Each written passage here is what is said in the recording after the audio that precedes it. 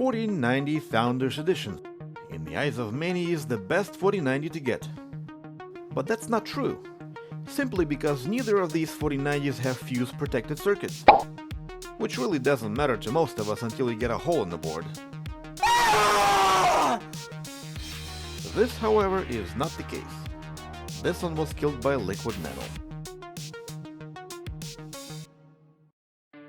Hello Internet! This 4090 Founders Edition was killed by liquid metal. And it was sent back to the customer with no fix from the Northridge Fix of all places. So today we're going to try to fix this no fix card and turn it into a fix card. Who knows, maybe we'll get lucky this time.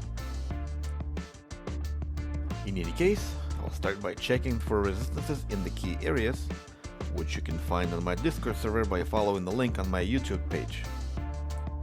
With the measurements looking good, I'll power the card and see what it does.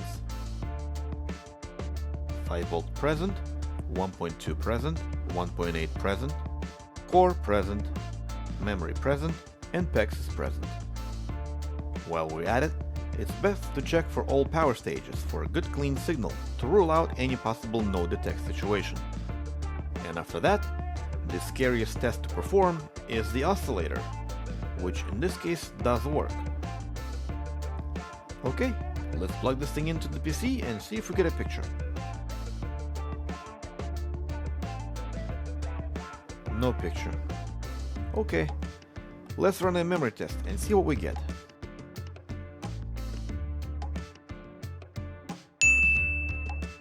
Memory test says we have errors on these two chips, suggesting that something happened in this area here. And since customer mentioned liquid metal, it made sense to look under the chip, and that's where we see liquid metal stuck between the balls. The million-dollar question now is,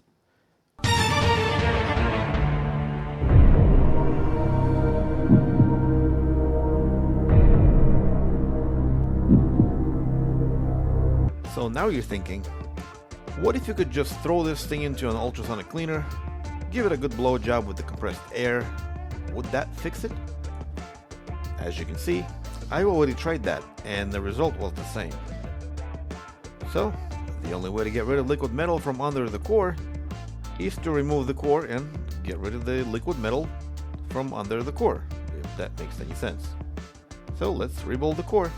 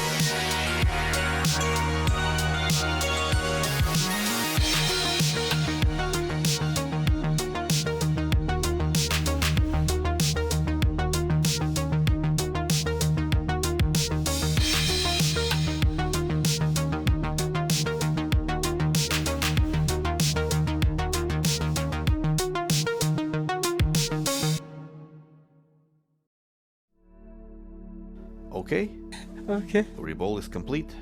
Let's check for resistances one more time to make sure we didn't make it worse. Check for power, and power looks good. Now let's power on by the motherboard and see if it produces a picture.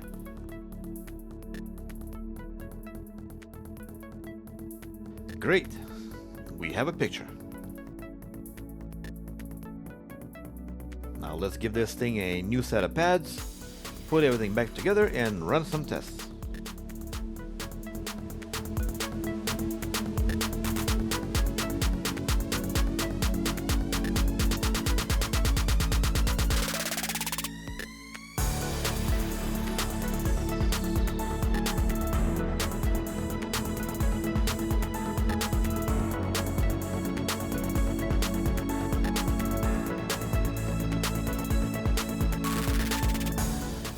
There we have it.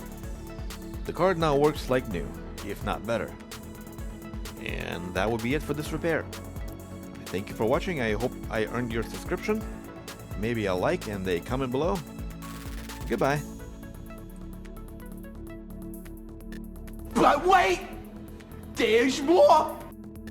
If you paid any attention to the core temperatures, you'll notice that we're running a bit too hot. So I took the card apart and measured the pads. And to no surprise, instead of advertised 1mm, they were almost 1.2mm, which is too much. This goes to show that you can't always trust the label. And after correcting that, temperatures are now much better.